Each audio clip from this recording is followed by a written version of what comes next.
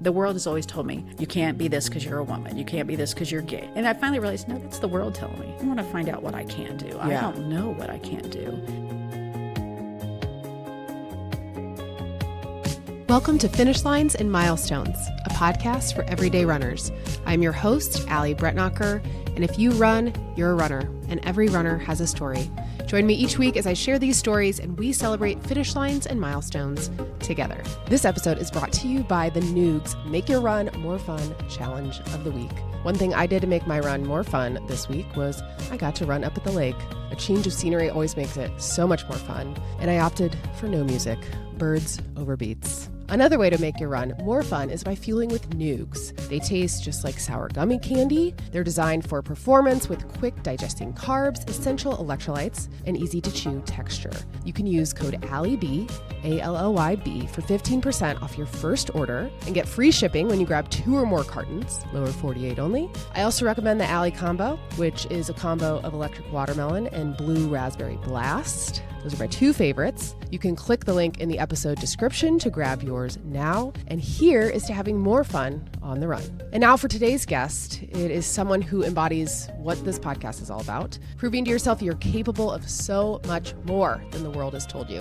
Tammy Mills grew up in tiny Selma, Indiana, and was never allowed to play sports as a kid. Didn't find running until her 50s. And since then, she's run 5 marathons, including the New York City Marathon, with Catherine Switzer's 261 Fearless team, completed 2 ultra marathons, and is heading back to New York this fall to do it again. But this episode is about so much more than just running. Tammy is a former elementary school teacher, a United Methodist pastor who was officially defrocked and then refrocked, a Peloton devotee, a Lego master, and since we're recording during Pride Month, a proud member of the LGBTQ+ community. Tammy has been with her wife, Nancy, for over 2 decades and raised 3 incredible kids together. She is one of the most joyful, funny, open-hearted people I have interviewed on this podcast. I think you're going to love her. This is Tammy Mills. Good morning, Tammy. Good morning, Allie. It's so good to see you IRL. It's so good to see you. I am so sad I didn't get to see you at the FOMO. I was looking forward to that, but it's very early in the morning, and I'm not at my best. Me either. It's so I'm true. not a morning person at all. With the 200 people, I thought I would be able to see more people than I did. Yeah. Well, I got up at 4. Yep, same. And stumbled down there. So what time did you get to the start? I was probably 20 till by the time I got there. Oh, okay. Yeah. Because Christi said be there at 5:40, so I got there at 5:45. There you go. Do what Coach says. Yeah. Shout out to Coach Christi. How long have you been working with her? About 1.5 years, or maybe a little longer. Okay. Yeah. How did you find her? Did you meet her at a race? Well, it was 2 years ago. And I was training for the New York City Marathon and had no clue what I was doing. So I had downloaded, all the run it, like stuff like that, which they're all fabulous. But in my quest to do a marathon, I downloaded them all and was trying to follow all the plans. Oh boy, yeah. You're like, what do I do? And I knew that was just a disaster. And I'd always felt like running coaches were really for real runners. That's what I thought. Yeah. So I was desperate. And I ran the women's half marathon or whatever. Okay, the Indy women's. Carmel, yeah. Okay, yep. Which I have a long history of that race. But anyway, I had run that, and in the packet was one of her things. I'm like, well, I think I need help. And whether I deserve a coach or not, I'm going to give it a call. I know. I thought the same thing. I thought, well, elite athletes, professionals have coaches. I'm not really an athlete, but I've come to embrace that I am your average athlete. Yeah, Shout me out too. Average athletes. Shout out Mary. But I've come to embrace that now. And yeah. But that was life-changing. At least running life-changing. Yeah, I agree. A coach, because otherwise I was just figuring out what to do. And every run, I just tried to go a little faster and a little farther. Yeah, which is kind of the point. But also then you realize you're not supposed to be going fast every time. Yeah, I had no idea that was true. So I just thought every run had to be a little faster and a little farther, and that was killing me. Yeah. So, and I wanted to be able to run a marathon and not hate running after the marathon. Right. And working with her made that possible. That's a good testament for sure. Yeah. Well, when did you start? When did you find running? When did I find running? I may be your oldest person here at the podcast, but you're not, because I had Steve. He's 80, so. Oh, okay, that's right. Yeah. And I may be older than your dad. Okay, how old are you? I am 61. Nope, my dad just turned 70. Okay. So you're young. You're a spring chicken, Tammy. I'm like one of the young ones here. You are. Hallelujah. Usually I'm the oldest one in the room. That's what my dad always says. He always tries to find somebody older than him in a room. Exactly. He says it's getting harder. Like, oh, but Dad. The plus side races, some races I have a possibility of winning my age Heck group. Yeah. Yes. A couple of them I have. That's so fun. It is fun. I still brag about it. Yeah, we'll have to talk more about that. But how did I find running? I'd always kind of liked the idea of running. I was never an athlete or anything because how I grew up was I couldn't be in sports. I probably kind of wanted to be in sports, but girls didn't really do those things. That's the message I received. Okay. And that it might be bad for me as a person to do that. So I really wasn't encouraged to do sports. But I'd always kind of been intrigued by that and thought I might be great at sports, but I probably wouldn't have been. I'm really afraid of Who knows? You could have been an Olympian, Tammy. I could have been. What would have, could have. Regrets. But I mean, I remember running a little bit and trying to do all that kind of stuff. So I was never an athlete or anything. But then in my 30s, when my life was taking all kinds of turbulent things, I did try to run then. And I had a sense that, this might be something for me, but I can never get the consistency. That's the first time I ever ran the Indy Mini. And that was when I lived in Pendleton and I was getting sober. I'm an actually sober person and all that kind of stuff and dealing with a lot of stuff. And running really kind of helped. So I did find running then. I ran the Mini. I ran it with Ken Long.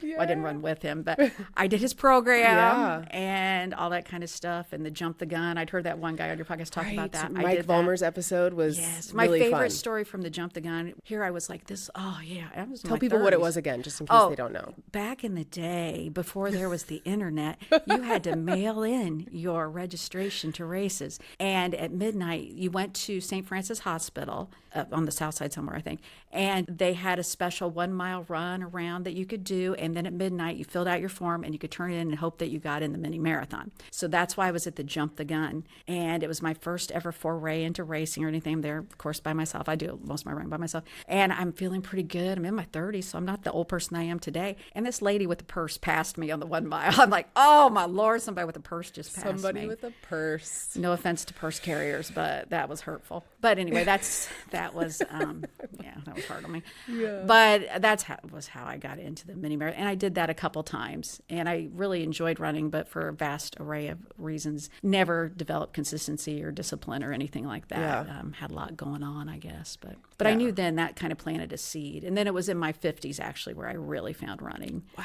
By that time, I'd married my wife, Nancy, and we had 3 kids. And I don't know, but you're kind of in the midst of that. Yeah. I'm an empty nester now. My last one just graduated, but anyway. Congratulations. That's a huge milestone. Although he was still sleeping in my nest this morning. I don't know what was up with that, kicking his butt That'll out. happen.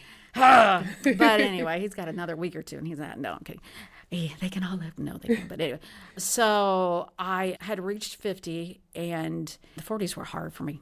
I know you're turning 40, but don't panic. You're way ahead of me. So I was just a decade behind. So your 40s are going to rock. I'm excited. You should. It's great. But when I turned 50, it was like I realized I couldn't keep up with my kids. I'm an older mom. I didn't become a mom until I was like 35, 36. Okay. So I'd like to live long enough to see my grandchildren, but I don't want any grandchildren now. I don't want to be a grandma at all. So, I mean, I'll be a great one when the time comes. Yes. But you're like, not yet, guys. No. You gotta. Ooh. But anyway, so the notion came to me, I would like to live longer. And I'd actually done a lot of personal work, and different things. I actually kind of liked myself and wanted to live longer. And it was a great feeling. Mm-hmm. And so I decided I wanted to get healthy. And really it was Tamika Catchings. My kids were at her basketball camp. I love Tamika. And they were, I'm a lesbian. We love the WNBA and all that kind of stuff. So Tamika is like goddess to me. And of course, we sent our kids to her camps. But so my kids were at the camp, and she invited parents to come down and play with their kids. And I realized I couldn't do it. I could not have done it. Weighed probably 70 pounds more than I do now. And it wasn't just the weight. It was just like, I was not going to be able to play with my kids. And that really broke my heart. Mm. Now, I didn't leave there and go, it was probably another year or so. But yeah, right. That was my turning point. Like, I have to do something about that. So then the turning 50 just began moving. And I would just literally walk from one mailbox to another mailbox. And then I started jogging between mailboxes. And that's kind of when I found running and began to really, I'd say running helped me get in my body for the first time. I think I always lived in my head and outside of my body. So running really kind of put me in my body, and I began to enjoy it. I've never been fast or that great at it, but I really do love it for what it does for me. Yeah. And I was kind of amazed when I could run to 2 mailboxes. Woohoo! I mean, and then 3 mailboxes. You have to start somewhere. Exactly. People ask how to start. That's how you Just start. Yeah, that's what I always tell people. Like, don't wait till you're ready to run it. You're never going to be ready to run to the mailbox. You're just never going to be. You start moving, and I always like to point out it's just about movement. Movement is medicine, as Robin says. Yes, but it's true. For me, it was really true, and I think that's whatever your favorite movement is, just freaking do it. Yes. Don't wait. Yeah. Because you're never going to feel like it. Would you wake up feeling like you want to go? I don't anyway. Yeah. But once you do it, you got to get out there and do it. So that's how I came to running then. And then little by little just fell in love with it. And I remember the first 5K I signed up for. It was a little one in my community and being so excited for that. And then ultimately my first half marathon was a little bit later, and it was Noblesville. I don't know if they still do that one or not. But they don't. I don't think they do because I did it on one Memorial time. Day. I think it was always on Memorial Day. It was like on the holiday. I did one. Well, maybe there were multiple. I have no idea. But I think the one I did was in September because I was training for a marathon. And so I was trying to do local half marathons just to get the miles in with company versus training by myself. That's how I do it too. Yeah. I hate running along by myself. But I did that. And I remember the first marathon, their half marathon at Noblesville, like I just wanted to get to the end. Like, and I wanted to jog the whole way. And I did that. And it was like amazing. I couldn't believe it. And that was probably a year or more into running. And little by little, my body morphed and things like that. And I just, all my stats improved, not my running stats, but my everything else. My measures of health improved, which is what I wanted and felt like I could keep up with my kids. And now they can't run as far as I can. I was gonna say, I was they come cheer me on. You're an ultra marathoner times 2. Times 2, which is crazy. Yeah. This one was I highly recommend doing 2. I don't know that I would do 3, but this one was so much better than the last one. Well, that's good. Yeah, because I had so much fear of the first one, but yeah, I feel like I could use a little redemption and not feeling like crap half of the race would be nice. Yeah. But it was, I mean, I knew it was going to be hard.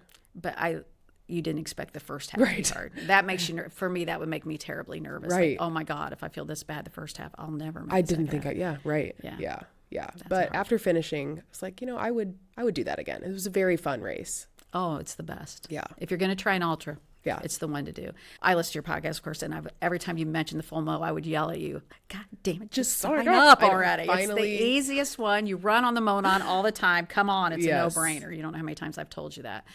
Like, just sign up already. Well, I finally heard you. Excellent. The aid stations are amazing, and it's just fun, and it's a familiar territory and all that kind of stuff. Yeah, I think that's why I liked it the most. It felt really a community effort, and it was really cool. It is. So what did your wife Nancy think when you started running? Did she try it too? She's a bit of a runner herself. Okay. And at different times, she had run before me a little bit too.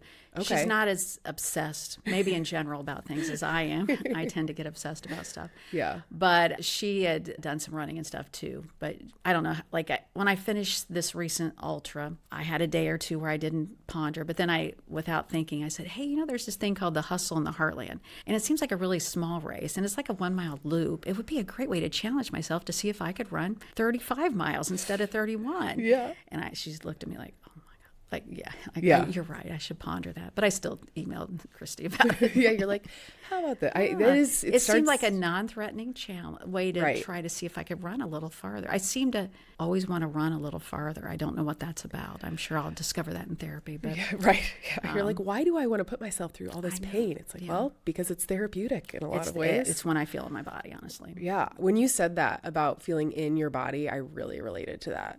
Because sometimes I do feel like I'm living outside of myself. I think for my first 40 years or so, I didn't know I lived outside my body. Yeah. And then 50s movement really helped me to do that and to feel like that. Yeah. Did you grow up here in central Indiana? I did. I grew up in Selma, Indiana. I don't know where what does that start with, the S?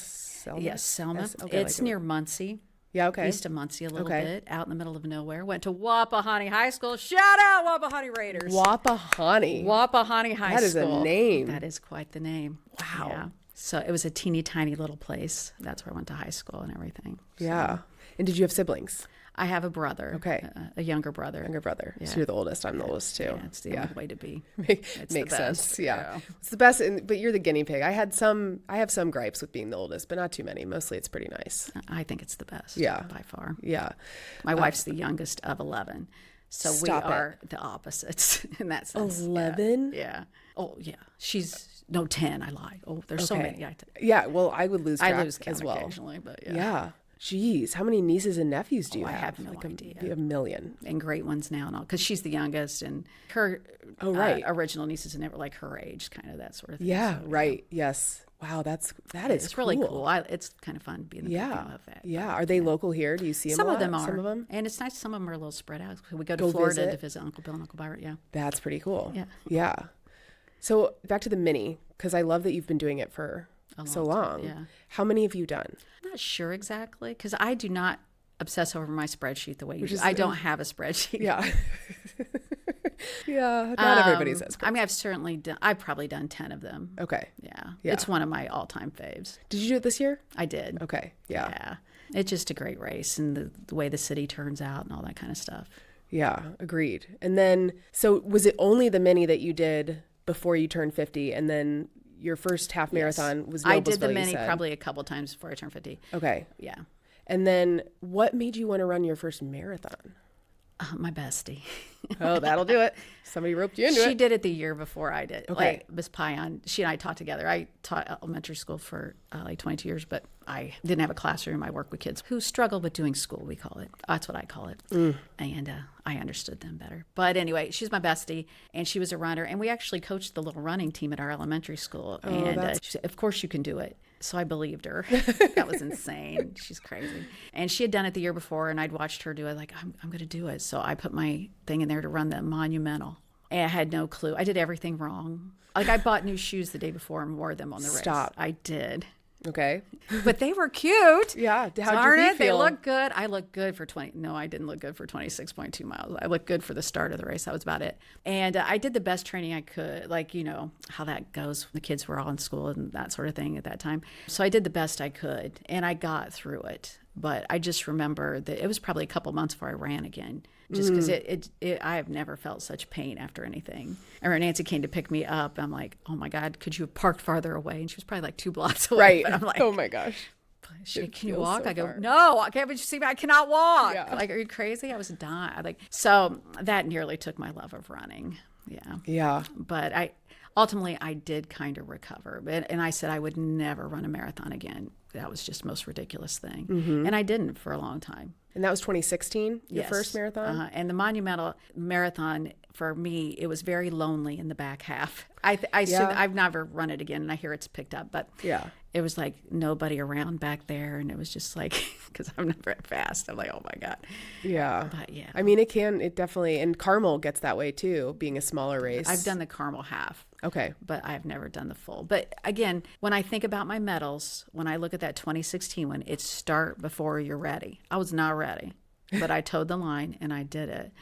And I survived and I learned so much. So start before you're ready. Yeah. And I learned I never want to be that unready again. Did you run at all with your bestie? Did you start together or? Oh, run heavens, any? no. She's Okay. like the speed of light. Okay. Never. No, she can actually finish a race, take a shower, come back and cheer me on. You know, we're at different spectrums. Yeah, on that, I have. but- I mean, I get that. Although she had a baby recently, and I'm thinking maybe we should go run now. Right. You're like, let's see who can I'm win waiting now. to see if she's recovered. And Yeah. I'm like, let's go out for a little run now. Yeah. She probably still beat me. She's very competitive. Okay. Yeah. So, what other races have you done?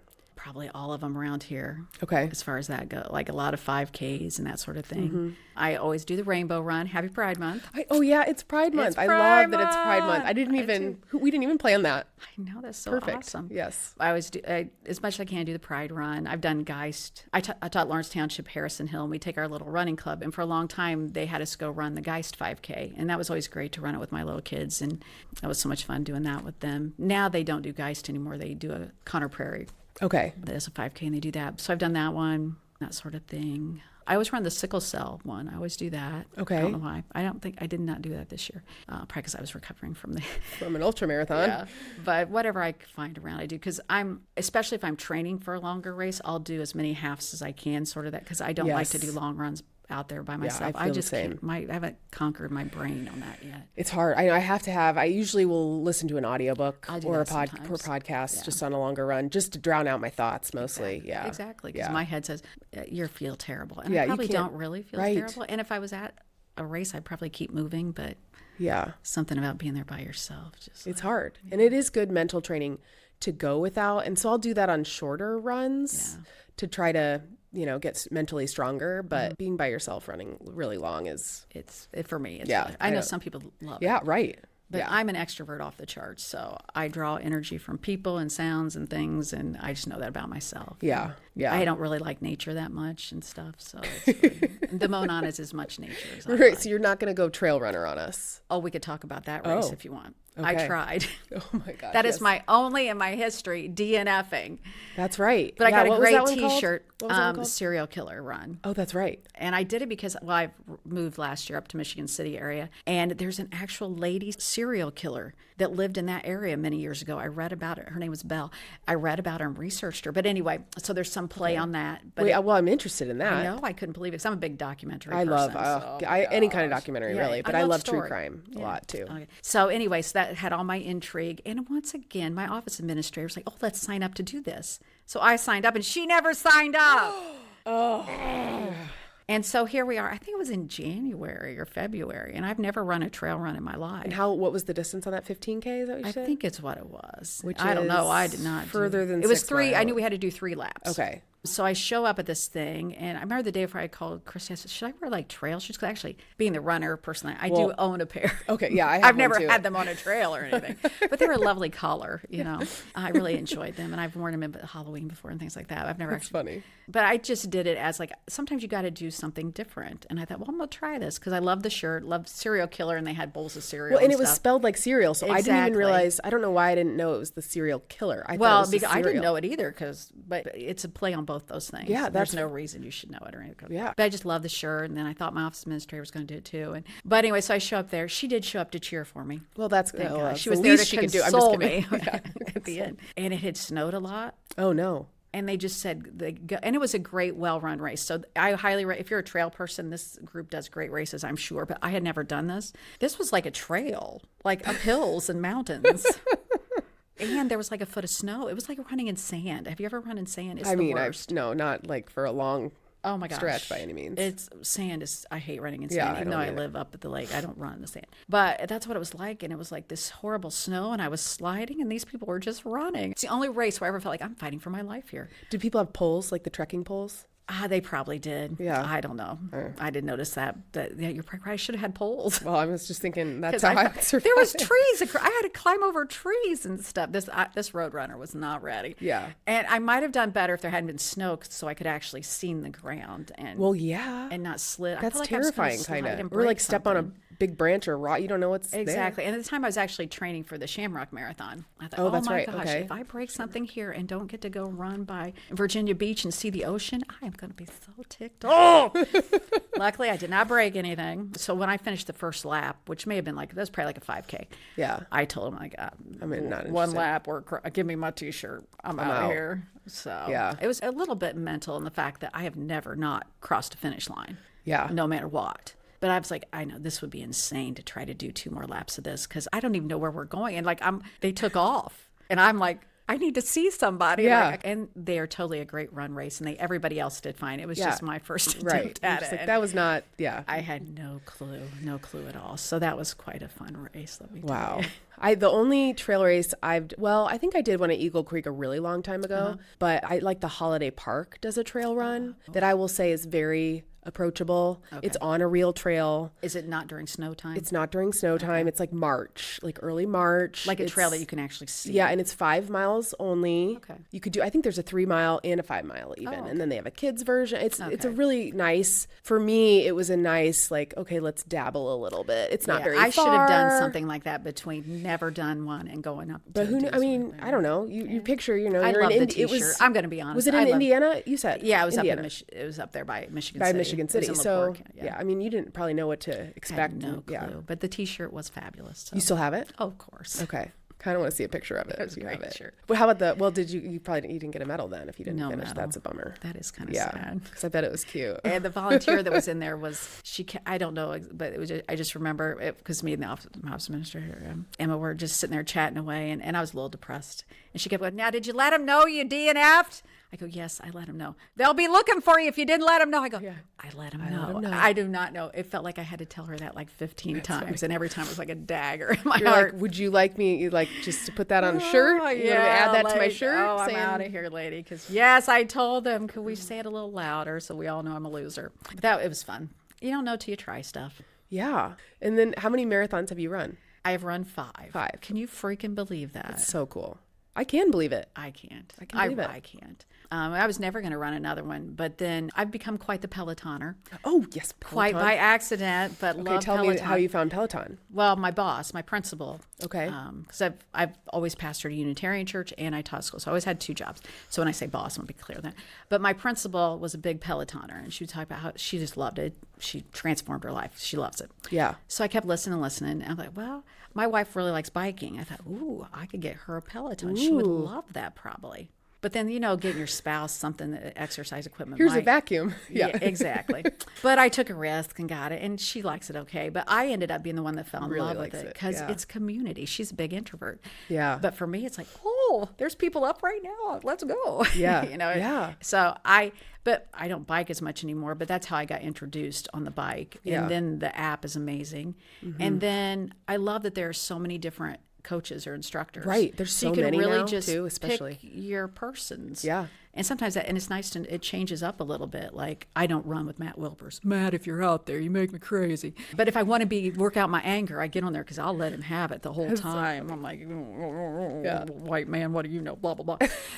So thank you, Matt, for that. It helps me express my anger a lot of times. But I love that you can do that. Like, pick whoever. And Robin Arzone was the one that really spoke to my heart always. Like, she's one that, like, I swear she sees my face. She'll look at me, come on, baby, let's go. I'm like, oh my gosh, she knows I stopped. How did she know that? Like, don't cheat on yourself. I'm like, oh, it's like she gets me. And little by little got connected with all that kind of Wolfpack and that stuff. But then through this amazing turn of events, became a part of her Swagger Society, which is kind of her, like, I don't know what you call it, but anyway. But it was the most amazing experience, getting kind of an insider look with her at some things and that sort of thing. And she continues to be a part of that community and reach out to us. And it feels like a real connection. And she just really inspired, because there are things she says that I forget. It was a certain run I was doing with her probably like 6 years ago. And I knew things were going pretty good in the running department, but it wasn't all integrating somehow. I just, how you feel like, okay, I got it, but something isn't authentic yet. Yeah.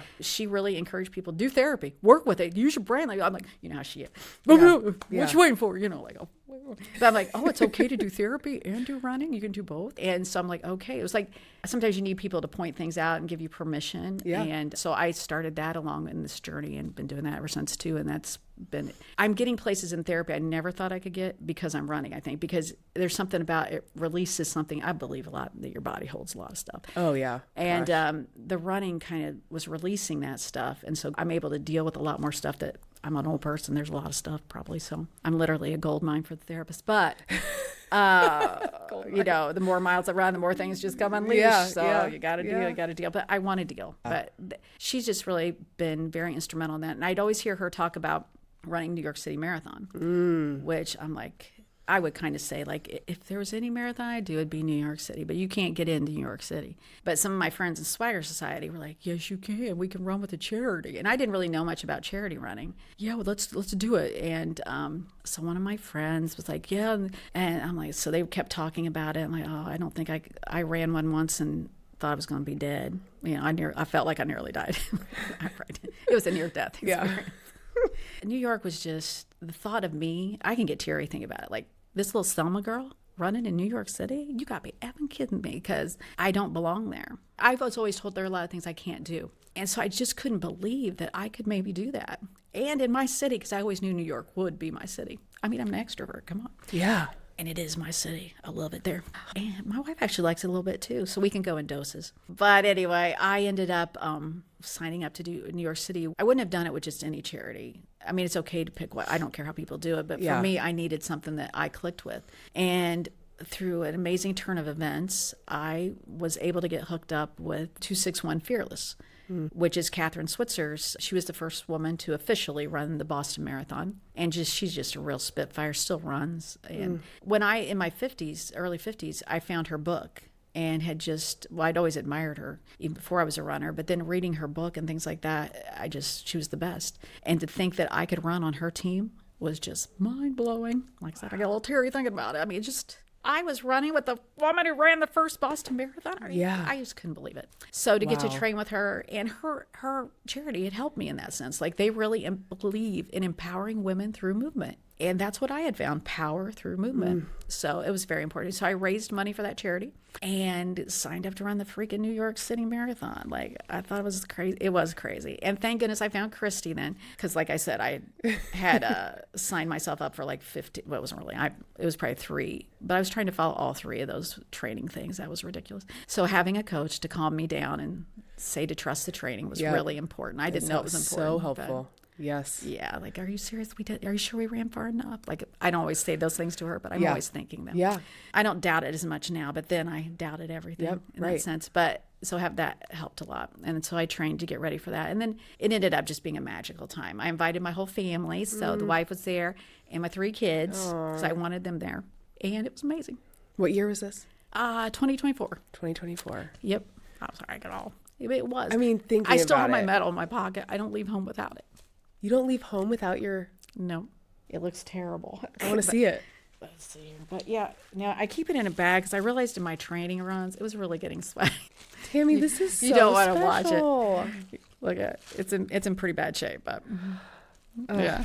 Here, I think I do change It's a very the bag beautiful every now. bag. No, yeah, that's... I need a special bag. I ran bag. I ran in 2018. Okay. And I was so bummed because that was before I found Peloton. So I found Peloton in 2019 before the pandemic.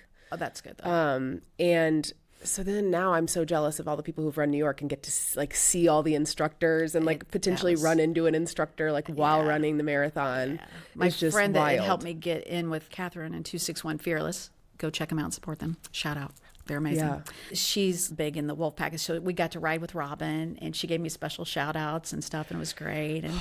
And then later we actually got to hang out with her and she pointed out the whole route to me and really was very, so I've got great pictures of us together. That's so we were cool. wearing matching jackets. Robin and I was fashion twinning with Robin. That's amazing. What are the odds of that? Yeah. They're 0. But many of the instructors really, they're the real deal. Yeah. Nobody can tell me different. Yeah. Marcel, I mean, my God, she's my hype girl. I got to run with her at Shamrock a little bit. And I love Mariana. She went to Purdue.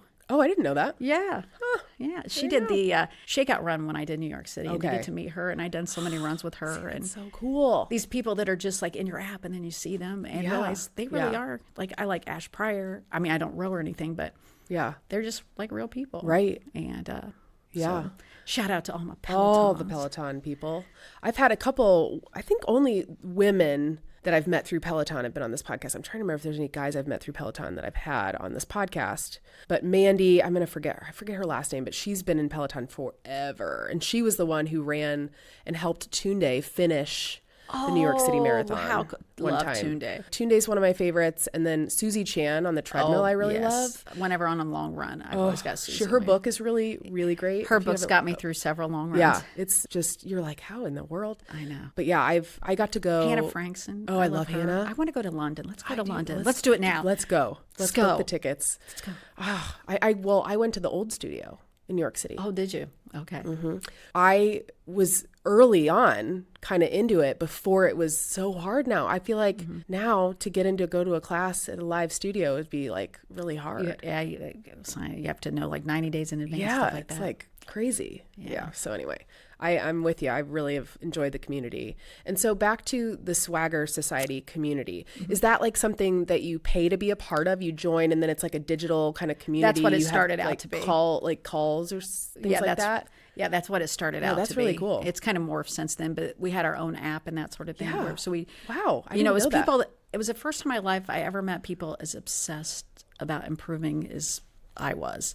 I don't know, like they made it okay to say, I'm going to go for this. And they really believed in the community there and still do. I really credit them. Ron was a guy, he was running like 100 miles at the time. I'm like, oh my God, how do you do that? So I kind of joked and it became, my 4th mile because 3 miles was as long as I really enjoyed running. So one day I went out because he was doing a 100-mile run. I knew that. And I ran a 4th mile. I said, this is my Ron Jordan mile, and things like that, like that. I just found real community and people that were kind of like me in that sense. Yeah. And we've had gatherings. We still have quarterly calls. That's so cool. And things like that. So it was just really cool to be a part of that. Yeah. During COVID, I actually have only met one of these guys in person, but 2 other guys and I started a community called Ride and Raise, and we would get on Zoom calls. Okay. Put the computer like facing the Peloton. It felt really weird, but COVID, you just did weird stuff to get community. Yeah. And so we would get on, we would plan which live ride we were going to do. And then we would get on and we would raise money for a charity every month. And we did that for at least a year. It was so cool. I met and made a lot of friends through that as well. Yeah. And it's really been fun to watch and see how the entire Peloton community has morphed. Now there's just so many subsets of community. There's somewhere for anyone. Yeah. And the app has all those different groups. Like you can really find your group. You can finally there's a lot more functionality now too to find other members. And they really mean it when they say, you can adapt. Like they really speak to no matter what your pace is or what movement you're doing, they really support you. Yeah. And they're not just saying that. Yeah. They really mean it. Yeah, you better believe there's sometimes where I'm like, I'm not doing that. Matt Wilpers. I cannot put my resistance on 75 and sprint. Like, you nuts? No, it's crazy. That boy gets me going. I only ride with him. I don't really run with him either because I know it's going to be really hard. So much. I'm like, you're so funny. I love that you don't like him. It's so great. You got to have, no offense, but you got to have somebody just really work your rage out. Yeah. Peloton is wonderful. I really hope to get it was great to go to a class. That was the first time I've been to a class. That's so cool. I think it was the first time I've been to a couple since then. But Kirsten Ferguson, with her. Oh my God. Because when I was training for that 2024, so was she. She ran it that year. Oh, that's cool. So I felt like I was training it with her. Yeah. And I remember at some mile, I don't know what mile it was of the New York City Marathon, like maybe it was 14, 15. I turned a corner and there was her billboard because she had hip surgery. And so it was an advertisement for that. And all I could feel was, oh my God, I trained with her. And then, oh my God, she had to see that as she ran. Yeah. So I later did a run and chatted with her. And I could kind of feel like what that would feel like to see like that. Yes. Yeah. And then but it was great. Yeah. I spectated the year after I ran. And so in 2019, I spectated because some of my girlfriends had to defer. And so I was like, well, they came and cheered for me. So I'll go back and cheer for them. But what a magical race. And how was race day for you? I don't even know how to explain that to people. Like, you just have to experience it. Yeah. I mean, I was glad having Christi kind of helped because I was supposed to run with my Peloton friend, but she had gotten injured, so she couldn't run it. But anyway, I joke, it's a marathon to get to the marathon and to get out of there. Here I am. I've never been on a subway or anything like that. I was going to ask, is it the first time you were in New York City? Yes. Oh no, I take that back. It was the second. I had actually in the spring met with Swagger Society out there. So it was technically the second, but I actually got on a so I had to take a subway, and then I had to get to this ferry thing, and I got on the ferry thing, and then I thought I'd be there, but you're not there. Then you get on a bus, and then you're there. So I took 3 modes of transportation. I didn't know you had to get on a bus after the ferry. Yes, you get on a bus after the ferry, and it went great. Yeah. Shout out to them. I don't know how they organize all that. How they get that many people to a start line. And I got to the start line, got to the start area, island, the start island, literally. I've never like seen on so many Island. porta-toileys in all my life. Oh man, it was a wild place. Now I only have one regret at the New York City Marathon, and when I run it this year, I did not get one of those Dunkin' Donut hats. And to this day, I kick myself. Dunkin' Donuts in the start area gave out free hats, and I wear toboggans like all year. I love my hats. Shout out to my toboggans. But so I really needed that. And while I was running the New York City Marathon at some miles, somebody had thrown one on the ground. But I'm so competitive, even though I wasn't going to get a good time. I didn't care. Yeah. I was like, I could bend over and pick it up. Like, somebody will run into me. I'm like, so I left it's so hard to stop. Oh man, that's funny. It crushes me every time. But I hope maybe somebody listening has one that they don't wear. Man, they've got it in case then or something, because it'd be a shrine hat. It's quite the thing. Okay, I don't know if I've seen a picture of one. I'm sure I have. If I see have. Okay, yeah, they're pink and orange. They're just amazing. But that was my one thing getting the start corral, because I knew about this. I don't know how, but I knew about it. So I got to find, and they were out of hat. Like, oh my God, I was like crushing me. And some people don't even care. They don't. Yeah. They don't. I would literally wear hats like that for 6 months. Somebody has one you can have. Somebody. Shout out there.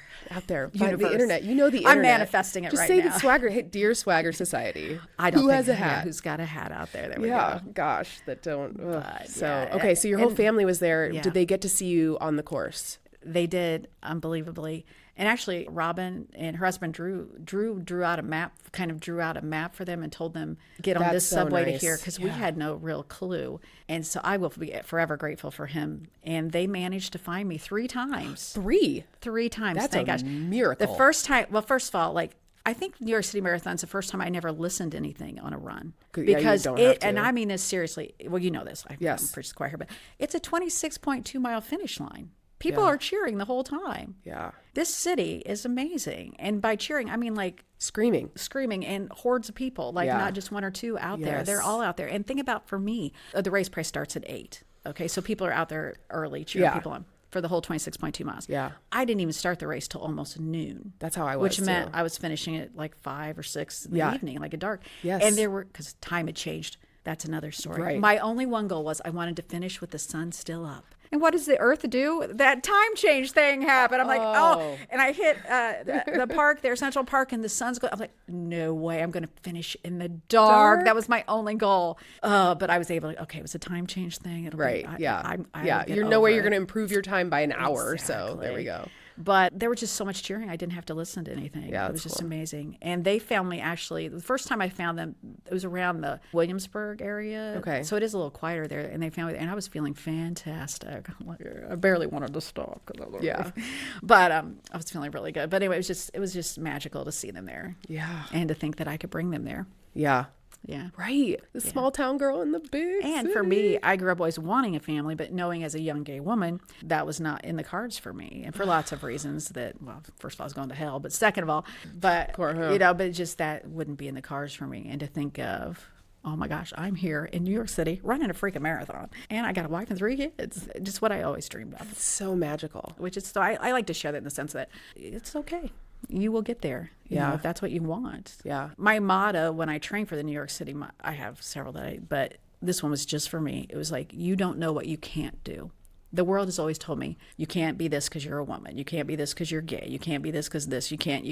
Yeah. And I finally realized, no, that's the world telling me. I want to find out what I can't do. I don't know what I can't do. So that was my motto there. And then seeing them like, yeah, you're right. I can do about anything I want to do. You know, the choice is mine. And that was really good to reclaim that because it was just really important that. So to see them there. And they had surprised me. They had one of those big heads. I was really hoping they had some kind of They sign. had a big the head. fat head. Those are so and funny. So my kids had done that. My girls are older. They're in their 20s now. But they had managed to get it mailed to the hotel. Oh, and great. So it was a complete surprise. That's there it was. The big head. unbelievable. Well, and it probably helped you spot them, too. Because to your point, I mean, hard. there's Yeah, over 1 million people out Exactly. there spectating. So to find somebody is... Exactly. And for us to not know the city, like it was just... Right.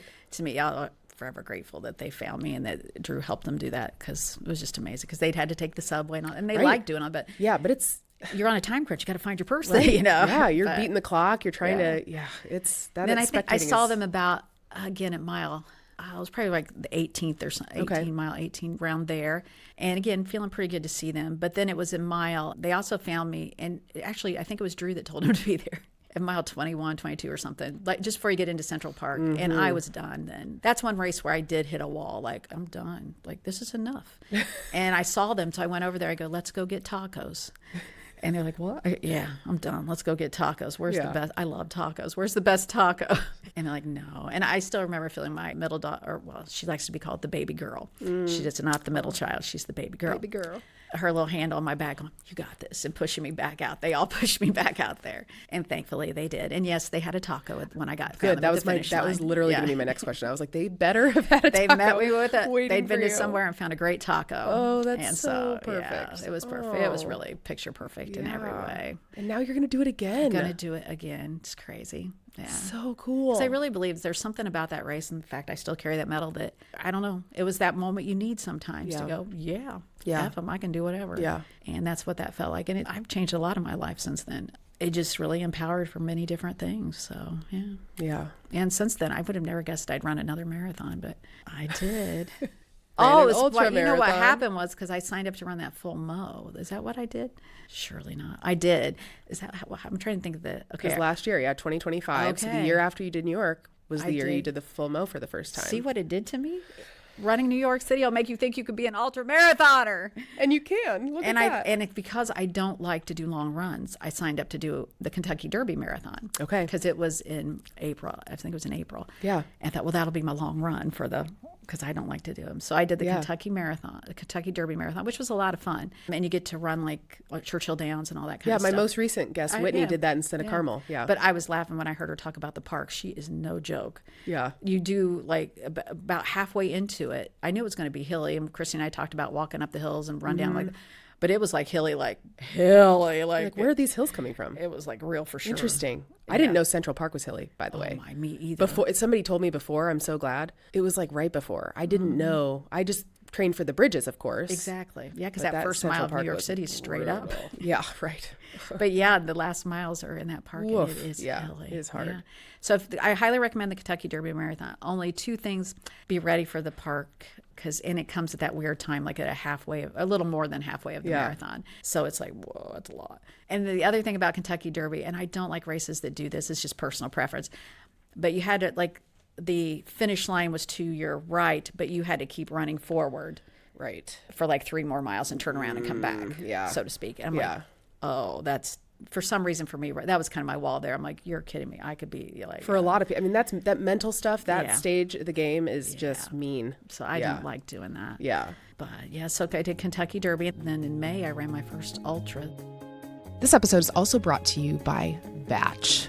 I am here to tell you about their new micro mints. They have 1 milligram of THC and 1 milligram of CBD. They look just like breath mints, but it's a micro dose. So you can take one and see how you feel, really tweak what's best for you. They are fast acting, so you don't have to sit around and wonder if it's working. It takes like 15 to 20 minutes. And it's not a high, it's more like a glass of wine, relaxed, a little looser. I have been drinking a lot less. In fact, I haven't had alcohol in over 100 days. To avoid hangovers and just feeling crappy, and these have been an awesome replacement for that. Great to unwind and no foggy feeling the next morning. They are minty, sugar-free, no hempy aftertaste, and they come in a slim, discreet tin made from organically grown Wisconsin hemp. They also just released some seltzers, too, with 5 milligrams of THC, so check those out as well. You can get 30% off of your first order, including subscriptions, at hellobatch.com/finish with code FINISH at checkout. Thank you, Batch, for supporting this podcast. So I did Kentucky Derby, and then in May I ran my first ultra, the FOMO. Oh my God, I was so nervous and scared. And it was very good for me. I ended up injured, essentially. My foot did this terrible cramping thing I'd never experienced before at about mile 22. And so for the rest of the race, I knew I was going to finish. If I had to crawl across the finish line, I would. But thankfully, my friend Linda was there. She was on a bike. She's in the Fishers Run Club. And she Sherpa'd me, and she had BioFree. So we went through a lot of that. And she's a physical therapist. So perfect. She was working on my foot for me. But I got through it, and at the time, I wouldn't have said I'd ever run it again. And my attitude, it was more just I felt defeated because I had never been injured or had like something like my brain might have caused me to stop running at different times, but never like this feels like my actual body is telling me like my foot. I've never felt like that pain before. But anyway, I ended up getting through, and as a result, Linda sent me to a certain podiatrist, and he discovered something that might be my issue, and I forget what it's called. But the bottom line is we treated it, and I haven't any problem since. I continue. I have to wear a boot once a week. I wear this immobilizer thing. Oh. And it stretches my calves. Or he explained it all to me. I don't know, some medical stuff. But anyway, you're like, okay. I haven't had it since. So for the first 3 months, I had to gradually crank it up to give it a little more stretch. So I had to wear, I call this boot Olga. She's a little bit of a torture mistress, if you know what I mean. I have a friend named Olga who might listen to this. I hope she does. I'm not saying all Olgas, but for me, I picture somebody a little bit domineering in a lovely way.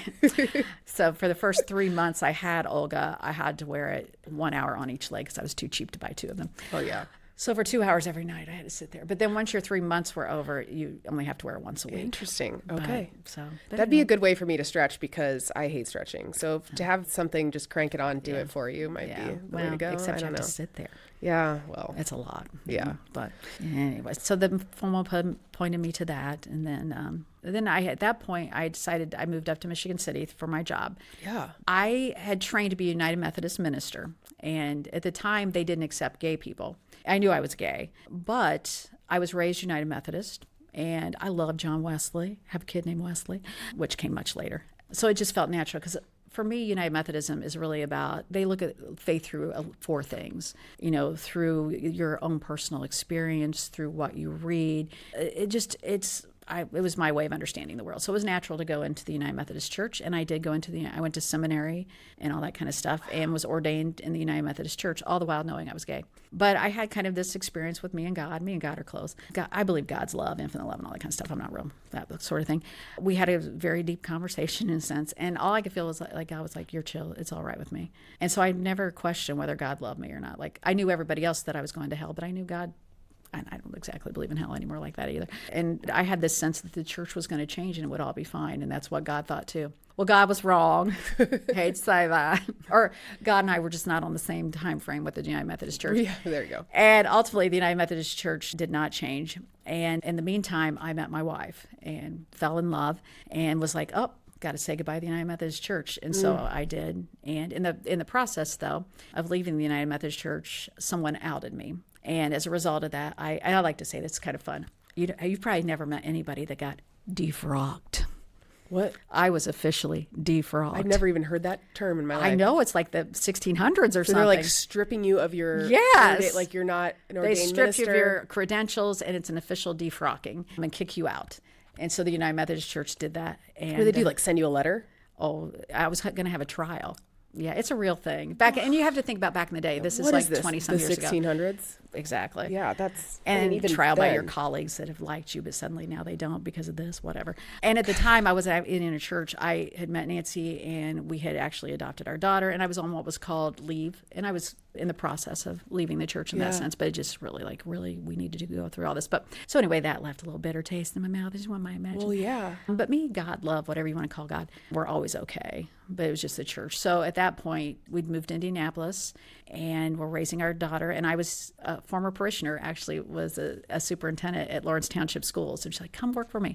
I'm like, I don't know. So my undergraduate degree is in teaching. Okay. I love teaching, all kinds of teaching, any kind of, I just love teaching, always. So I went and worked for her and did that literally for 22 years then at Lawrence Township. Wow. But in the course of that, I found the Unitarian Church, Unitarian Universalist Church, and one specifically in my community was just amazing. They literally let me sit in the back of the church and just kind of heal. And Unitarian Universalism is very open and just fabulous. Have nothing but good things to say about that. And just let me heal. And that was real important. And ultimately then I took on a pastoral role in the Unitarian Church for them, and little by little. Refrocked? Yeah, I refrocked in a way. And was totally good living in that. And then I made the decision to retire from teaching. And I'll always remember that as I was packing up my classroom, the United Methodist Church had suddenly decided they let gay people in. I'm like, what? Gay people can be pastors now? I'm retiring. What's up with that? And I did not want to be in the United Methodist Church, but I'm like, gosh darn it, give me my frock back. I paid for that seminary degree. Give me that frock back. So I called them and said, I want my frock back. I said, I want my credentials back because you accept me now. I want them back. I didn't quite realize that when I said that, that put into motion, like, well, they did accept me back as an elder and full, like I'd never left. It was the weirdest thing. And that meant you could have, that they had to give me a job. I'm like, I don't know if I want a job with you guys. What's up with that? I like my church. I like my life. But I ended up taking a quarter-time appointment at Broadway United Methodist Church here in Indianapolis. And in the course of the year I was there, just really felt like I want to be here because I want to help them heal. I'm healed. Just felt like it would be important. So then ultimately I decided to tell the bishop I was ready for a full-time appointment. And I would like one an hour within Indianapolis because our youngest was going to be a senior and didn't want to move. I don't Right, know. yeah. That would be bad to move. That'd be rough. Senior. He'd really hate me for a long time. Yeah. He's got lots of reasons to hate me, but God, that would be a real specific one. But then the bishop called. Well, she doesn't really call. It's a whole thing. But anyway, and said, I have the church I want to send you to is in Michigan City. I go, is that in Indiana? That can't be 3 hours from Indianapolis. Or that can't be an hour from Indiana. Yeah. Turns out it's 3 hours from Indianapolis. I was gonna say. Nobody knows that better than me. Yeah. So I couldn't imagine I was going to say yes to it. You're really supposed to kind of say yes, but like you can say no. But I went up there, and you know how it is sometimes in life, and I have my medal. Nancy and I both went up there to meet the people and expecting to just, let's do the process, see what it's like. And then by the end of it, we're like, oh yeah, I knew. And it was right. I love Michigan City. That church rocks. I mean, they get me totally, because I'm a totally goofball pastor in many ways. You might have guessed, I'm maybe not your, how shall we call it, fit in the box kind of pastor. Right. In any sense of that. And they really get that, and they're very open. They accept Nancy. I mean, and that's been very healing to actually, the place that kicked you out and defrocked you, these people are actually like, treat us as we're the gay lesbian couple living in the parsonage, which is fantastic. Yeah. And they love our kids. They've met our kids, things like that. So that's been really, and it's like living at the ocean up there. Have you been to Michigan City? There's a casino there, right? There is. Yeah, I've been there. Oh, I love a good. I always say if you get a big win, yeah. Yeah, I've been there once. No, it's not the blue chip. Oh, sorry, blue chip. That's okay. Four Winds is South Bend. Close, yeah. Yeah, and I always say if you get a big windfall, you got to come by the church and we'll bless it for you. Hey, I like that. My aunt, I'll have to make her listen to this. She lives, well, now she splits her time between Syracuse, Indiana, which is Lake Wawasee, and Venice, Florida. Okay. But we love a casino in my family. Ooh, and excellent. so Well, come on down. Yeah. I think the blue chip's the one I went to and we had the worst luck ever and it was we'll really come back brutal. and retry it. Yeah. I love craps. So Okay, I know what craps is, but I don't know anything about doing so it. funny. Blue chip. Yeah. Michigan City. Michigan City. I live 1 mile from the ocean, I call it. The ocean. It looks like the It ocean. looks like you can't see. Right. And, you can't see land. Excuse me. On a good day, you can see Chicago. That's cool. You can literally get on a train less than a quarter mile from my office and be in Chicago in an hour and a half. That's pretty cool. It's very cool because one of my daughters my baby girl lives in Chicago. Oh, well, that's perfect. It is perfect. Yeah, that's awesome. So it's been a crazy year. You know, I started sharing that, like, I think New York City, I would have never said yes to the church, to any of that stuff. But there's something about crossing that one particular finish line that just, I don't know. Yeah. It was everything to me. And so I've changed up my whole life that way. Now it's been a lot of going back because we didn't move west, my son. So my wife and he stayed in Indy and I moved up there. But then technically we do a lot of driving back and forth. Yeah, because I had no idea you lived in Michigan City. Yeah. Yeah. So did you stay here last night? Yes, because my son's graduation open house was yesterday, so it worked out perfect. Okay, good. So I'm like, I'll just crash I was in like, Indy. tell me you did not drive 3 hours this morning. You'd be like, heck no. Well, I have done things like that, but no, I was here out of here. I'll head back to Michigan City then, and then like Nancy will come up then and spend the weekends with me. Like we do things like that. Well, that's perfect for summer. Summer up there has to be just amazing. It's gonna be, yeah. We got all of our beach stuff ready and everything. Excellent. So it's gonna be cool, and hopefully she'll move up pretty soon. Now that Wes, I'm sure that's tricky right He's now. off to Purdue Engineering. Excellent. So nice.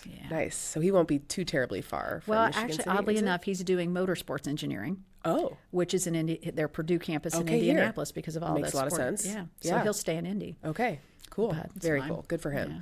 Well, I think that story you shared is just. I think forgiveness is so important, and props to you for going back. I think the example that sets for a lot of people who perhaps have gone through maybe similar feelings, whether it's with the church or in other situations in their life. I mean, that says a lot about who you are. And thank goodness they accept you. I need the Catholic Church to be a little bit better about that because I like your Pope now. Yeah, he's a lot better. But I mean, in terms of where I sit in my beliefs, it has been hard being a Catholic because it's very black and white. We don't accept that. And that personally doesn't work for me. Yeah. That's why I don't like to out myself as a Christian pastor.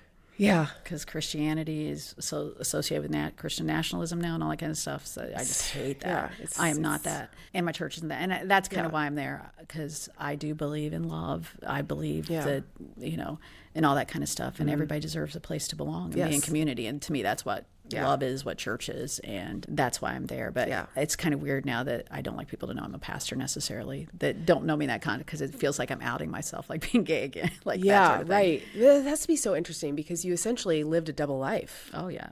At what point in your life did you know that you were gay? At what age? I didn't have the words for it until probably middle school, but I knew by third grade I was different. Okay. And I do believe sexuality is a spectrum or whatever. I just happen to be really, like most things in my life, one end or the other.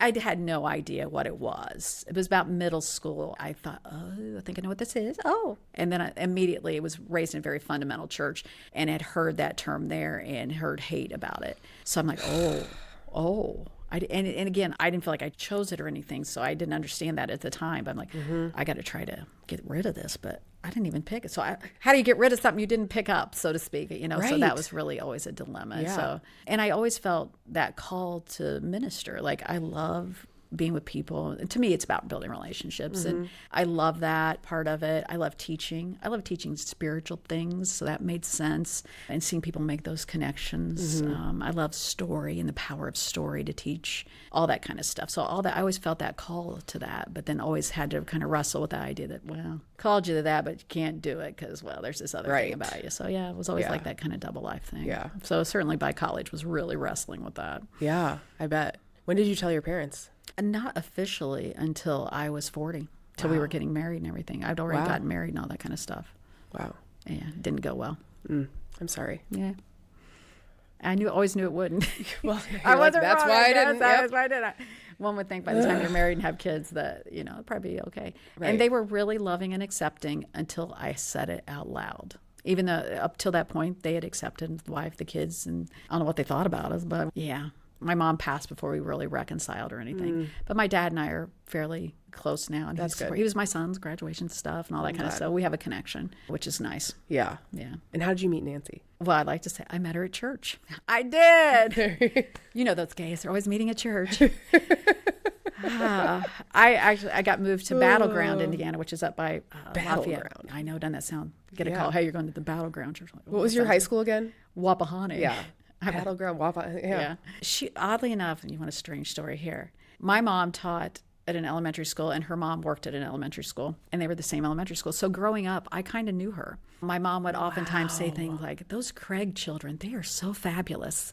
Maybe saying to me like, yo, girl, you could spiff it up a little. The Craigs are really something. So she's Nancy Craig. So I grew up kind of knowing about her. She's like 3 years younger than me, and how great the Craigs were and how, they're nearly perfect. I heard those things a lot. I probably didn't a lot, but it did stick with me. That's so funny. So I knew of her family. And we literally, different high schools, but literally 5 miles apart. But never actually met. But I did know about her for sure. And she went to Ball State. I went to Ball State, chirp, chirp. Little daughter, Ball State, chirp, chirp. Older daughter's a teacher, though. Better get her a shout out in here. Yeah. Yeah, you better, Mom. Come on. Teacher at Washington Township Schools, public schools. Let's hear it. So we were kind of at Ball State at the same, but never met or anything like that. And then so all these years later, I'm in my 30s and get appointed to Battleground United Methodist. And she is working at Tippecanoe, the Lilly Lab. They used to have a plant up in Tippecanoe County. And she was working at Tippy and going to Battleground Church. And that's where we met. And when we met, I was like, the first time she introduced herself, I'm like, Nancy Craig, oh my gosh, God, you are too. I am not going to be the pastor for one of these perfect Craig children. They're perfect. What do they need church for? Come on. But anyway, we just built a really good friendship, because I don't want to give the notion I would date somebody I was a pastor. Right. That would never happen. But anyway, so we just became friends. And then it was into that friendship. We were probably friends for like a year and a half because of our mutual connection, schools and stuff like that. And then it was after 9/11. I think it kind of opened a truth in both of us, and that's when we knew that so I don't want to out her story or anything, but for us though, that was when I was ready. I knew the church wasn't going to change, and it wasn't just about her in that sense. It's like, I can't have my family and have the Methodist Church. It was just that that clear. Yeah. And so then we met, and then we had to get the hell out of Battleground. And we did. Yeah, it does not sound like a place that would be super accepting. And not that church left the United Methodist Church, so they were not super. But there are a lot of great people that I still think very fondly of and cherish the times I had. I had great times up there. But yeah, and came to Indy, and she works at Lilly, and she got a job working for them down here. And I got to say, shout out to them. They were much more accepting than the United Methodist Church, and afforded us, at that time, you have to think back, there wasn't recognition of marriage or anything like that. So we had to do things crazily to get legal recognition and to get insurance and things like that. Because when I lost the Methodist Church, I didn't have that stuff. And Lily worked with us and helped us. And even in adopting our children, our girls are adopted from China. Oh, they are? Yeah. That's we did so Chinese cool. adoption. I always knew I wanted to do that. Wow. And it was beautiful, and they're amazing. And so we had done that, but Lily helped, I won't say normal, heterosexual couples with adoption, and they helped us a little bit with ours too. That's because incredible. Yeah. Back in the day, as gay parents, you couldn't both adopt, one of us. So I went to China and adopted, and then came back here, and we got the privilege of paying to adopt again. You had to adopt again to get the partner's name on the birth certificate. Yeah, you had to do 2 adoptions. Wild. You couldn't do it as a couple because legally you weren't a couple. And luckily, Indiana, conservative state that it is, had made a law about step parents and a way for, it was called second parent adoption. They could get on birth certificates, meaning it for heterosexual couples. Yes, but a few judges, one in particular, Judge White in Tippecanoe County, I think it was Judge White, I don't know, Tippecanoe County, we found, we gays speak amongst ourselves. We found a lawyer who knew a judge, and we were able to do that. And then by our second daughter, it was still the same process, but there were a couple more judges that would do it as well. So we were always so proud that we ended up fighting and got both of our names are on their birth certificates. And then our son, Wes, Nancy gave birth to him. Oh, wow. Yeah. So he's more homegrown, but I still had to adopt him. More homegrown. That's the best. But I had to adopt him then. Yeah. So, which always felt a little odd. Right. You're like, I've been there for the whole thing. But yeah. okay. Okay. Make me do that. So Man, well, as time goes on, I hope it continues to get easier and easier for One would hope, but that does not, generations. that is, let's be real, that is not the trend. Yeah. And the hate is real as we celebrate Nuclear Family Month right now instead of Pride Month here in Indiana. And I'm all for nuclear families, but everybody, you have all 12 months a year. Yeah, and everybody deserves happiness, whatever that looks like for them. How will you celebrate Pride? When is the Pride 5K down here? Well, the Pride Indy. 5K already happened. It was in May. Is it? Oh, okay. The race. Why is it in May? I'm not sure why they always do that. Yeah, I don't know if that's it's a interesting. weather thing. Okay. I've always surprised by that as well. Because I'm like, well, okay. Well, But Pride is this weekend, I believe, here in weekend Indy. But Nancy and I are actually going to be in Michigan City Pride. We're going to do Michigan City Pride. Love Indy Pride. My kids, if I don't say this, and if this doesn't make the podcast, that's fine. But my kids hate me for saying this. They go to every Pride they're huge allies. I'm so proud. All my kids turned out straight, sadly, for us as gay parents. We were told we could only raise gay kids, then 3 straight kids, but whatever.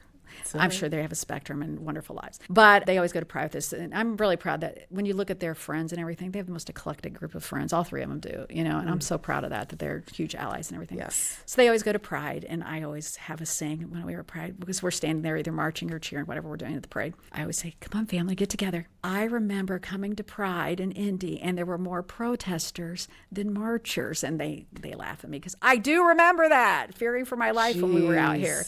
There really were more protesters than Pride marchers. And now have you been to the Pride Parade? I'm so embarrassed. I have not. I know. And it's not because I'm not an ally. Well, I just have not. It's fun. It's the most fun thing you can do. I've seen so many it's a huge party. Pictures and videos, and it looks your kids like love it. My kids would love it. Just check there. Like sometimes things get thrown off of floats that maybe you don't want your kids to open immediately. Oh, okay. We always they're not bad. They're appropriate things if you're a little older. Okay, you might not want your younger children, but that's fine too. But but it's a really fun party, and you can do the parade for free. Usually you have to pay to get into the festival, and it really does go on forever. And for me, as an old gay and one who has literally celebrated Indy Pride for probably 30 years, to watch it grow and change that way is really amazing. Yeah. So it's crazy. Oh, the world is nuts. Yeah. Okay. Well, the year you turned 60, that was a big milestone year for you as well, which we did not mention. Yes. When I crossed the New York City marathon, like my goal, my year of 60 was a year of epic shit. I didn't want to cuss too much in the podcast because I want everybody to listen, but I don't care. Shit's an okay word. Yeah. But it was my year of epic shit. And that's one of the reasons I decided to do the New York City Marathon. So when I crossed that finish line, I had just turned 60, my birthday's October 30th. Okay. So I had just turned 60. Wow. And it just felt like full circle because I really started my health journey when I turned 50. And so much had happened in those 10 years. And sometimes I think we think, 50, what are we going to do after 50? I've done a lot after 50. Yeah. That you can always do a lot or whatever. So that was really pivotal that year, and turning 60 and then doing that marathon. It's such an important message. It gives me so much inspiration too. I mean, just knowing that your life's not over when you turn 40, especially. And I have a lot of fear of aging myself personally. 60 is great, and that's why I do all this running. Because I want to be healthy. I want to live because I want to experience life. Yeah. That one of the gifts of going to Michigan City First United Methodist is there are a lot of women in the church. Shout out to them. And this is no disrespect, ladies. A lot older than me, and they are amazing. They are out living their lives. They're playing cards every night. They're going out to dinner. They're doing this. They're doing that. It's just shocking. One of the ladies I met, she's since passed, but she was a runner. She was in her 90s. She had done more races than I had done. I love meeting and chatting with Joe. She was just the most amazing lady. And that was another sign I'd gone to the right place. She was one of the first people I met, and she lived in an apartment in assisted living, but she was still getting around, and she would still complain about, don't get around the way I used to. I go, girl, you're 90 and you're around. You're still alive. But they just gave me they every day give me hope. They have great friendships. They rib each other all the time. They are not some social blah, blah, blah, barely moving. They are out there living their best lives in their 80s and 90s and still in charge of things and doing things. And that's been a real gift. And in my UU church, the same thing. One of my little ladies, shout out to Bonnie the clogger. She clogs. She dances. Good. I'm so glad we talked about Bonnie because I forgot about that too. Circle City Cloggers or whatever. Tell people who they are if they don't know. If they haven't done the Mini before. Cloggers and she dances at the state fair and stuff too. They go everywhere, but it's a clogging dancing group here in Indy that's, I think, open to anybody. But my friend Bonnie, who's in her 80s, is a big old clogger, and every year she's at the mini marathon at mile what is it? 4.5. 4.5 or so. Yeah. And I love giving Bonnie a hug there, but she just teaches me that, she drives a great Volkswagen Bug with little eyelashes on. I mean, it's these ladies showing me you can live in your 80s and 90s and still living your best life. And she's out there clogging and supporting and all kinds of stuff. It's really awesome. I love that. That's really awesome. It is. I'm very grateful. Yeah. I think gratitude has been a real, I've discovered the art, the discipline of gratitude. I think that's been key. Running gives me that. Yeah. And I see gratitude as a spiritual discipline, that sense of every day I post about gratitude and think about it really changed who I am as a person. It changes my mind. And so I'm grateful because I have such gratitude that I have these older women in my life showing me that. And gratitude in so many ways has been a life changer. Yeah, I agree. My aunt got me a gratitude journal, and I'm really bad at journaling, kind of always have been. But I will say that it really helped kind of kick off that season of gratitude for me. And it would have you think about all the little tiny things to be grateful for. Yeah. And you're like, wow, most days I don't even think about that. I'm thinking about something stupid that I'm stressed about. And it does help to kind of always go back to that when you can. The Course in Miracles describes a miracle as literally a change of mind. And so every time I have that gratitude, I'm like, I'm having a miracle because I have changed this attitude somehow by thinking about this. That is a miracle, truly. Yeah. A change of mind, change of direction. That is a miracle. And gratitude brings me that miracle every time. Now, this works for me because I'm a bad journaler. It's not great at that. But I am a social media person. Right. So Instagram's kind of my journal. I have an Instagram secret. It's not really secret. It's smiling every day. And every day I post one little thing that made me smile. That's how I think of gratitude. Yeah. And that's truly been my thing, because for a long time gratitude was house, dogs, car, house, dogs, car. I'm always happy for those things, grateful for those things. And then it clicked one day, no, what did your dog do today that made you happy? That's what gratitude's at. Oh, I love that she nearly pushed me down the steps because she was so excited to see me. Like, that's gratitude, And I'm happy for my kids. I'm grateful for them. No, what did your kid do today? That made you feel grateful. And when I finally clicked into that, it's like I see a certain flower, I'm snapping a picture like that made me smile today, Yeah. So you start looking at the world differently. I love that so much. Anyway. Okay, quick side note on your Instagram, because it's Mills 365 Lego. What is that from? Lego Master here. That's what I was going to guess, because Yes. Yeah, okay, so Lego is my way, I think, because my jobs have always been open-ending, whether it's pastoring or teaching or whatever. Like, you never know if anything you do flourishes in the world. You hope it does. You assume it does. Right. But there's something about Lego that's so beautiful. You open it up, you create, and it's done, and it's gorgeous. So when I relax my mind and really want to find peace, I build Lego. I'm a Lego master. And my daughter, now I can shout out my oldest. My oldest, we were in Florida in December, and she took me to Legoland for the first time. Oh, boy. Oh, my God. I did go to heaven. It turns out I'm not going to hell. I went to heaven, and it was Legoland. But I love building Lego for that reason. Okay. What does master mean? How do you become a Lego master? I gave myself that title. Okay. Well, but you do. You just do. There's no official, I don't think. There should be. There should be. Cool. Yeah. Then you could be. There may be. I don't know. But they're adult friends of Lego and things like that. But I make all the Legos and literally what are you working on right now? Well, the Pride Legos. I have all those. Different Legos, like unicorns. I do a lot of unicorns for Pride. But Nancy got me the Harry Potter castle. Get out. We're in a big Harry Potter phase right now with my second grader, soon to be third grader. We just finished the second book. Shout out to my Potter. Oh boy. And now let me caveat Harry Potter. Okay. I believe in the power of story. I think the Harry Potter story has transcended its author, because I don't in any way want to endorse or condone anything that she has come out with. But let's hope she finds her way back to the light. But I do believe in the power of story. I feel that way about the Bible too. The Bible's very political. It didn't all come to it's a miracle that the story speaks still. And for me, Harry Potter was the story that found me when I was getting sober, actually. This poor outcast little dude who had no clue, who he really was. Yes. And I feel like my life's been a journey of figuring out who I am. Yeah. Look at that. You're a wizard. What? Okay, now it makes sense. Everything makes sense all of a sudden. But there's power in that story. And my favorite thing was, I'm old, so I had to wait for the books to come out. I literally go to the bookstore. Me too. I remember going to Barnes and Noble. You were with my mom. A kid, though. Yeah, I was. Well, I had to pretend like I had a kid. I did not have a kid, but I was there dressed up waiting on my books. That's so good. So what I did Love with my that. kids, I couldn't wait to share the story with them, but I would only, my kids love to read. They read all the time, but I would never let them read Harry Potter. We had to read it together. That's good. And we would start it at summer, like their first day out of school, and we would read it through the summer.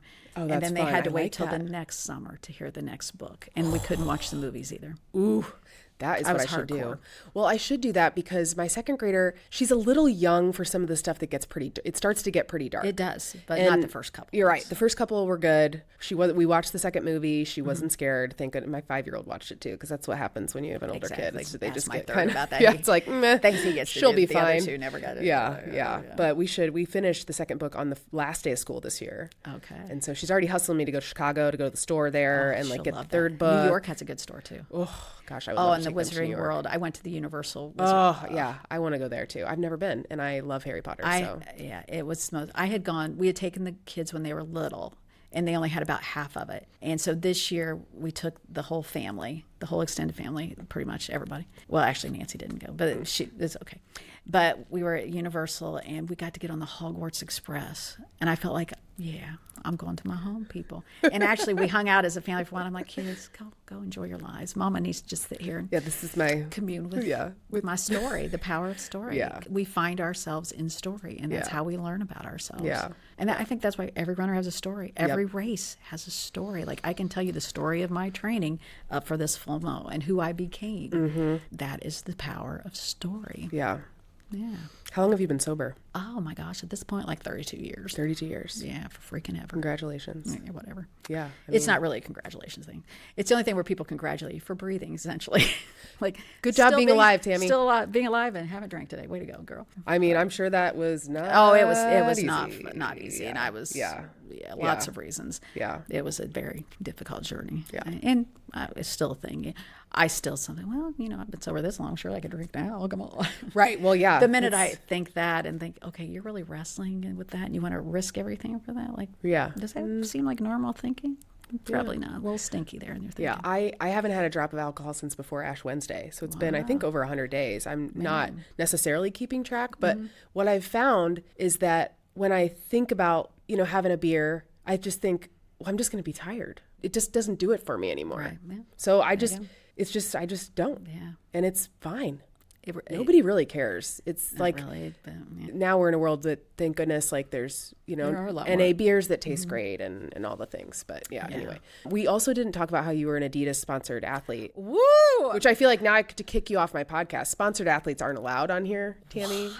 It was loosely sponsored. No, I want to hear that story. But Catherine Switzer it was this race again. She is sponsored by Team Adidas, or Adidas sponsors her, and so they take us on and all of our race gear and stuff. They sent me Adidas shoes. It's the only time in my running career I hear about these influencers getting shoes. Right. Do you get shoes? You probably get shoes. Sometimes. That was like the dream. And one day, this pair of shoes came to my house. And then the best part was I was teaching fourth grade at the time. And they're, they love their shoes and all that. We all about our kicks and all that kind of stuff. I love wear my dunks and stuff. But anyway, I got to stand up. Yes, I'm an Adidas sponsored athlete to my fourth graders. They lost it. They were so pretty cool. excited about that. That is so cool. You just have to think about me, who was never allowed to play sports because they might make me gay. And that sort of thing. Turns out it's not sports that make you gay. It's not playing them. But anyway. funny. I love it. So. You're so But funny. anyway, to think now that I'm a sponsored, sort of was a sponsored athlete. I mean, it was kind of loosely. I mean, whatever. It was on my jacket. It was on my shoes. Yeah. They sent me shoes. You were on the team. They sponsored our team. Yeah, So that's I'm very excited about What a that. year that was. It was. It did literally empower everything after that. And still does, really. Yeah. Still does. So, yeah. So, where was that in marathons? I did Kentucky Derby. We didn't talk about Shamrock. We true. mentioned it briefly. Oh, let's talk Philly, Yeah. because you did in Philly. I did tried. I thought of you because that's where there was soup at the end or something. What's at the Yes, end? the chicken I broth. could not find the chicken broth. It was the one thing at the end of that marathon. Like, Allie says the chicken broth is life changing. They didn't have it. They had run out just before I got there. It was enough to make me want to get faster for that. And I wasn't terrible. I mean, I was slow, but not like 10 hours. But man, you can't run out of the chicken broth. I was so looking for it because I'd heard you on several podcasts talk about it. I got to Literally, get I the could- chicken broth. It will bring Yes. me back to life. Yeah. And I've listened to enough ultra people talk about How they do stuff like that. Yeah. stuff like. But anyway, I did not get to. But Philly was great. That was a great marathon. And that's what's been illuminating to me, especially since starting with working with Christi. Maybe I'm not technically getting super faster or anything. But oh my goodness, the way I feel. Like I never hit a wall at Philly. Yeah, that feels so good. One of my fastest miles was my last 2. It's amazing. You know, being able to do that. Yes. Like, okay, this is what I always wanted out of running. I'm in my body, I'm healthy, and I'm improving. Yes. You know, which is really phenomenal to feel that and to feel that at the end. I feel like there's no better feeling than that. It was great. Like I never in my life thought I would ever negative split a race. I still have not done that yet. One of these days it's coming. Yeah, right. I mean, but it's something that doesn't happen overnight, obviously. Yeah. It's a whole different way of thinking. Yeah, consistently showing up. I finally get that. It's taken me all these years to get, but just consistently doing the work. And Robin says that all the time. Just consistency is key. Yeah. Have you ever done her December challenge, 3 for 31, or 30 for 31, where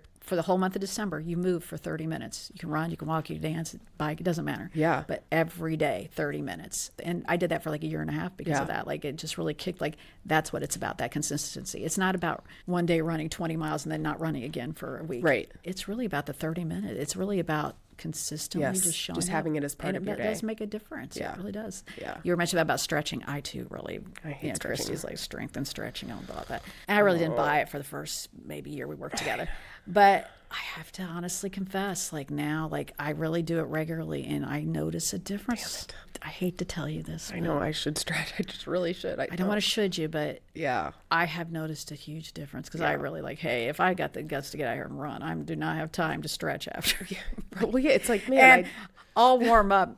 We don't have the. I worked at the Runners Forum for like 5 years to pay for my running shoe habit. And Jesse, I forget Jesse's last name, but he's a big famous Indy runner. He doesn't live here now, but Davis. Yes, Jesse Davis. Super fast guy. Yes. And one day I was running the Broad Ripple run. So he's my boss and he's go, okay, go do your warm ups. I go, what, Jesse? Well, yeah, go run before the race. And I go, no, my warm up is in that first mile of the 5K. Yeah. He used to crack me up. Like he was like dead serious about stuff like that. And, but now I kind of get, I don't run, but it does make a difference. Right. I know people do their drills and stuff to warm up. And I'm the same. I'm just kind of like, let's go. I barely got any bit of energy I have going in this race. I used to never do shakeout runs the day before races because I was like, I'm not going to run the day before a race. That's crazy. It's going to wear me out. I agree. But now. Which now you're like, I kind of get it. I kind of get it. Yeah. Kind of gets the nerves out and stuff. Right. Get all systems go. Make sure everything's good. And crazy. But Philly was just really great. My corral was right under the steps where Rocky is. That's perfect. It was perfect there. Really, I would love to do that race again and not quit. That was the only marathon where I technically DNF'd because I chose the half, but I was like deathly ill. I should not have been running at all. You got to listen to your body. Yeah, I'm learning. It was a bummer, but you know, it was what it was. Exactly. It's the only time I tried to run 2 marathons in a season. That's what got me. I think it just overdid it. My body wasn't having it. It said no thanks. Nope. And now they're on separate days. So that's true. Yeah. So now you cheered for the half. Yeah. So now I do want to say that the Shamrock Marathon, shout out to them. Oh right, the Shamrock Marathon, which is in Virginia because I want to let Beach. people know that I had a hard time with the Shamrock Marathon, but don't give up because it was not my best marathon. It got really hot. What time of year is that one? It's the end of March. It was my long run for this full mo. Oh, okay. Oh, it was this one. That's right. I did know that. Yeah. But it is a great race, and it was a lot of fun. But if you're going to have a race where it's really going to get too hot towards the end, you get to like look at the ocean the whole way back. So that was good. Nice. That made a big difference. Yeah. Once you did a little bit of the town in there and you came out and you got to see the ocean and stuff. That was great. Yeah. That's good. Well, and it helped. I mean, the full mo got pretty toasty towards the end for sure. Those Orange Theory towels like changed my life. I did not get one of those. I should have gotten one of those. But I was so grateful they added another aid station, especially for those of us finishing, 6-7 hours, because it is just like an oven because you have all that beautiful shade. Right. And then all of a sudden they're like, here, we're going to put you on a stovetop. Exactly. That's what it feels like out there in the middle of nowhere. So having an extra, it felt like, I'm pretty sure there was an extra place there. About a mile and a half or so. Like, you wouldn't think that, but like, oh, I'm so glad to see them. I remember that. And they were cheery. And yes. She had a megaphone. I remember. You only got a mile and a half. Like, yes. You're like, okay, but that's so far. That feels like a long way away. I know. It felt so far at that time. Oh, man. Oh, yeah. Right. Okay, I have to ask you the end of the podcast questions. Favorite running mantra and or song is the first question. Favorite mantra is probably Robin's "Chin Up, Crown On." Ooh, it's been mine forever, and it continues to be the one sometimes Chris will be like, let's do new mantras or whatever.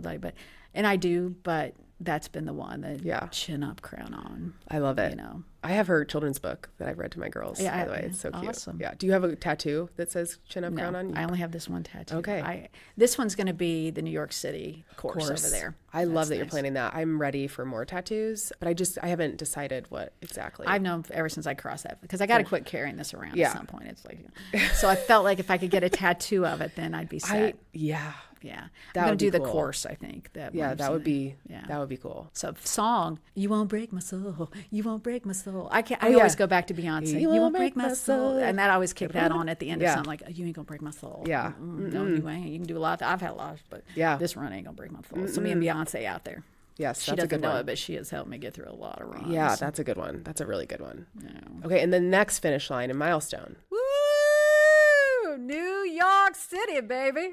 I'm going back. I'm going back to do it again. And exciting. my friend I was going to run with, she's doing it this year. Hopefully she's worked through her injury. It's all good. Okay. So she's doing it as well. We'll run together. But it'd just be great to go back and to do that. And I'm running with Tell Every Amazing Lady, which is ovarian cancer. Yes. I had a good friend about 6 years ago that passed away from that, and I miss her a lot. And one of the things that got me with her, she had a lot of different symptoms and things, and it just took forever to diagnose it. And as I got onto Team Teal and learning more about that is there's no test that we can take that says, yeah, it's ovarian cancer. Instead, you get treated for this symptom and that symptom and things. And then eventually, a lot of people's stories, then eventually they find it. And by the time they find it, it's way farther than. How do they eventually find it? Do you know? It's just finally a different doctor. Okay. So I'm like, what do you need? Because it's like, I need an MRI or whatever it is to like find it. It's more like you just keep going from doctor to doctor. Ugh, I hate that for us. Yeah. And again, women, it's hard. Because it's a woman's thing. Yeah. The way that research has been cut back so much, but especially it was never there for women's diseases anyways. It really makes me happy to be raising money for them. Yeah, and it's a great cause. And I think that's why I wanted to do New York. Felt great for a lot of reasons, and one of them was because I was doing it for something more than me. Right. You know, and so to be able to do this for Kim, for other people, or for my daughters. It's important. Yeah. And so that's how this feels too. Like, this is more than me. I got to cross for all of us that are going to deal with that. So I like that New York's become that race for me. Yeah, that's awesome. I ran for Alex's Lemonade Stand, which is childhood cancer. Yes, that's a great story. And I thought of that many times through the race. I was like, there's kids with cancer, Allie. You can't be hurting that bad. Have you run Columbus? No, but I've heard about that race. It's a beautiful one. I've done the half several times. Okay. And they have every kids with, well, not just lots of different diseases. Yeah. They sponsor the miles. And so you're out there running, feeling like, oh man, oh darn. And then you're looking, oh man, this family's out here supporting like that. And then there's a mile where they honor people that have passed. Yes. Oh my gosh. It's a lot, but it's like, wow, it just really kicks you into that gratitude. And you think about their stories and how you try to carry on and stuff. So yeah, you should go do Columbus. It's a lot. Yeah, we love Columbus as a city. Yeah. Oh my gosh, if you like books, the best bookstore in the world is there. My in-laws used to live there.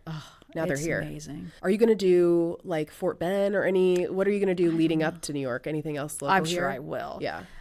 I'll do up in Michigan City, there was a LaPorte half marathon. I did it. I'll do it again. Tour de LaPorte. Yes. I remember seeing that. Yeah. It sounded fancy, didn't it? Yeah. Hilly. Oh my gosh, really? I know. I thought up there at the lake and stuff it'd be flat, but it was not. It was hilly. I mean, it's bad hilly.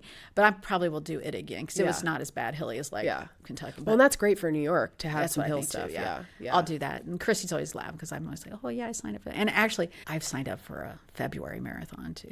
I've always wanted to do it. Every Woman. Oh, and it's going to be in New Orleans. Oh, it is. I've never been to New Orleans. It sounds like fun. Be fun. Yeah, that seems like a great excuse to go to New Orleans. Exactly. Nancy's all about that one too. When is Mardi Gras? I have no idea. It's right before Lent. It'll be around before that. Okay, it'll be but it's before like the marathon. I'm yeah, sure. But It's usually mid-February. That's cool. And I probably don't need too much Mardi Gras, right? But I've just heard great things about that. Yeah, and I get to Catherine Switzer's big in that and sponsor. Yeah, that's really cool. Her group sponsoring that again, so to be connected. I want to do that again. one someday too. Yeah, excellent. Well, I'm so glad we got to do this. Me too. It's great. I could talk to you all day. We probably should have had 2 or 3 podcasts. Right? Yeah. Oh my gosh. Well, that's why you get old people. We got a lot of stories. I love all the stories. According to my kids, I got a lot of stories. Yeah. The best. Did we miss any good ones that you were like, man, I should have told that story? I don't know. Probably not. Well, we'll save those for the next time. Stories, to be continued. To be continued. That's the beauty. To be continued. Yeah. Thank you so much for doing this. Oh, my pleasure. And thank you to everybody who listened. Absolutely. And happy running. Thank you. Yay. Me too. Let's go do another ultra. God, Let's yeah, think about I'm ready. signing up. Now go head to the show notes and sign up for Finish Lines and Milestones weekly emails. I send them every Friday. Has more updates on my personal running journey, this week's episode, products that I love, and I try to make them not suck. You can also, of course, share this podcast with a friend. That helps others find the show. Thank you again to Noogs and Batch for supporting this episode, and I will see you again next Friday. Bye.